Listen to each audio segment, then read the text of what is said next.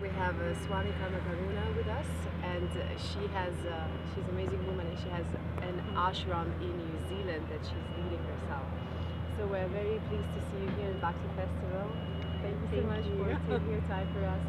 So please tell us, what's been your major events in your life that brought you actually for setting up an ashram in New Zealand by being American and Okay, so from a very early age, I had a lot of different experiences, and particularly when I went to university, I started taking Buddhism classes and doing, exploring, I suppose. And I always had this idea that I needed to go to India, and so as soon as I got out of university, I saved money and I traveled to India. And at that point, I met a Swami from my tradition, and we traveled to the Himalayas and practiced, and that really, I suppose, inspired the idea, watered a seed that I already had within me and allowed it to flower, so that I gradually started to walk down this path of spiritual life with seriousness, commitment, and sincerity.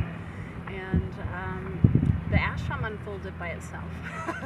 So it's actually a retreat center with an ashram environment, an ashram schedule, and we found ourselves in New Zealand on top of this amazing mountain, and that was the inspiration to start to create a space that people could come and practice and learn, and particularly yogic lifestyle has been one of the most important things that we share. So not just touching the toes, but finding a way to live life with more balance. And my inspirer always says, stand on your own 2 feet rather than on your head. So we try to stand on the head, but it's about finding that balance and that grounding and that depth within ourselves that's the most important. Yeah, so beautiful. Thank you so much. So many women, especially, they're struggling with connecting spiritual life and connecting the yoga practice and connecting the everyday life. What would be your top 3 tips for those women? How to come back to their practice, how to come back to spirituality, how to face those everyday challenges? good question. I think the thing is that we need to think about yoga not as something that we do on the mat, but that it's a part of our daily life. It's part of how we live. So if you're standing in the supermarket line, take some deep breaths. If you're having a challenge with children or parents that might be dependent on you, or husband, whatever, boyfriend, use that as your transformative process. Use that to inspire you to grow, to live in your highest self, to be the best that you possibly can be. Take little moments to, when you get 5 minutes, rather than getting on the cell phone and checking the Facebook, put your legs up the wall. When you have a few minutes, rather than going to coffee, which triggers your adrenal glands and actually turns on the fight and flight, do something like child's pose or nadi shodhan, something to balance the breath and the brain and to bring you back to center. And it only takes little capsules, yoga capsules. And I think that's the most important. I've probably said more than 3. But using each and every moment, because yoga is not just what we do on the mat. That is a practice, and it's important because it reminds us of where we want to be. It reminds us of the peace and the balance and the perspective that we're aiming for.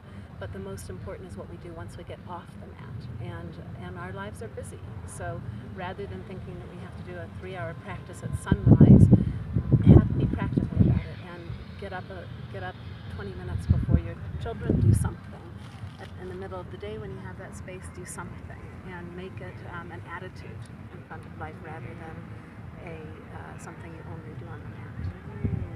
Well, what a beautiful tip. So I have 2 last questions for you. One of the questions is, so if you would imagine that you would live in the parallel universe where everything would be possible, and you wouldn't be Swami, but you would be something or someone else, what would that be? And what would you do? That is a very difficult question. I honestly, I don't feel. I feel like I'm doing exactly what I'm meant to be doing. So I can't quite imagine the parallel universe at the moment. I feel like my life has unfolded with challenges, with also I've been a mother and a partner, so all those things have given me the gifts that allow me to do the work that I'm doing, the growth and the understanding, and I feel like this, I'm in that flow of where everything connects and meets, and so there isn't a parallel universe at the moment that I could imagine. I mean, Yeah.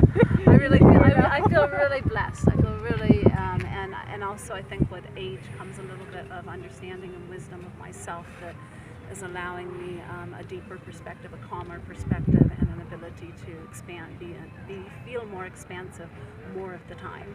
So it's beautiful.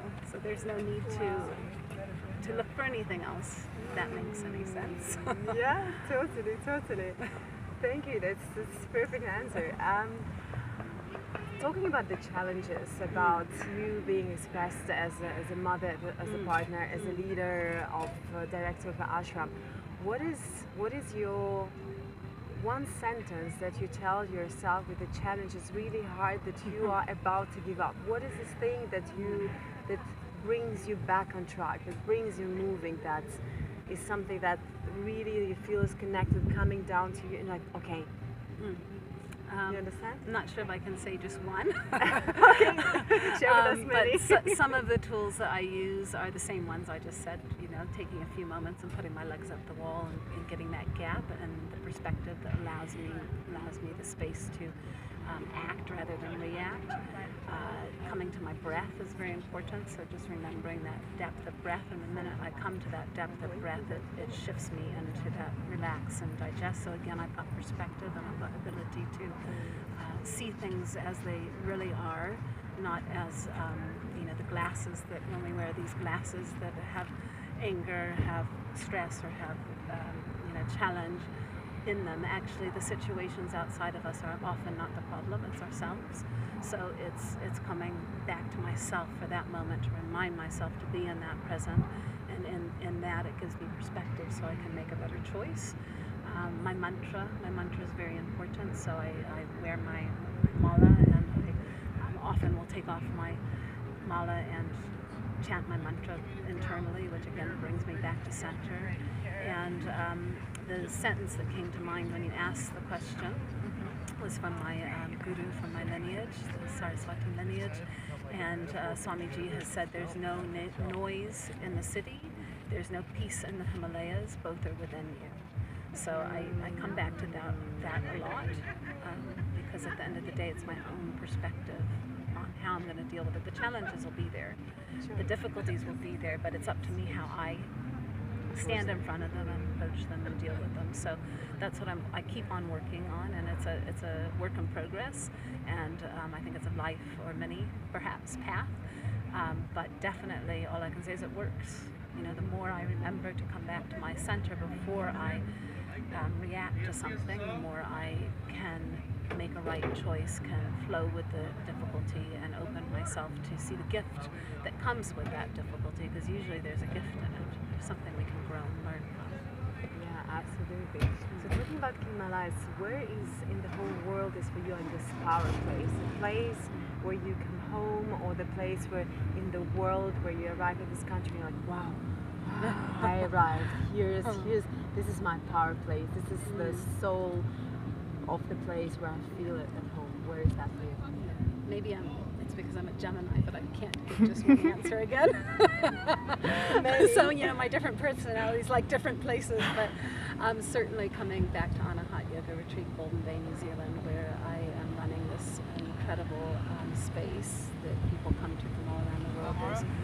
There's just a silence that you don't find very many places, and an incredible nature. So for me, it's definitely a power of place.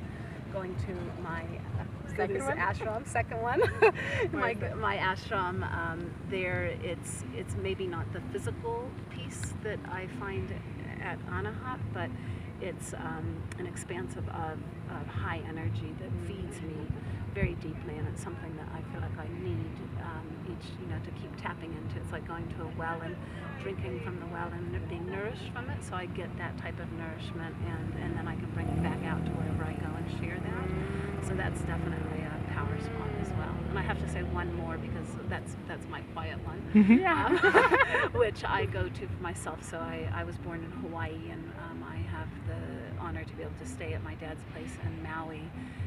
Quite once a year I go there for some weeks, and that's also where I just nourish myself at a different level with the warmth and the ocean and the beauty of that environment. So, Beautiful. Which last tip you could give for yoga teachers who are just starting their career?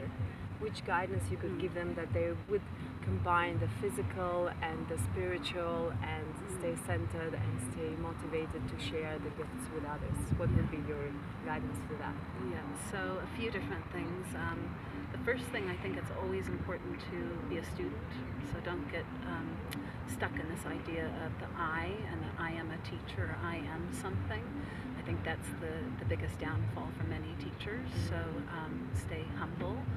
My Inspire says that when you come to something, do it as if you're doing it for the very first time and the very last time. Yeah, so you bring that absolute presence to whatever you're doing. Also, I think the one of the most important thing is that we have our own practice. If you don't have your own practice, you can't nourish yourself. So having your own practice, whatever it is, whether it's the 5-minute capsules throughout the day or it's a longer practice at a particular point, doesn't matter. But make sure you're taking time for yourself to center yourself, because as one of my clients had said, who's a pilot, he said the same as they tell us on the airplane, you have to put the mask for yourself on first before you can put the mask on others. Yeah. So true. Thank you so much for sharing your blissful wisdom with us and taking your time. Thank you so much. My honor.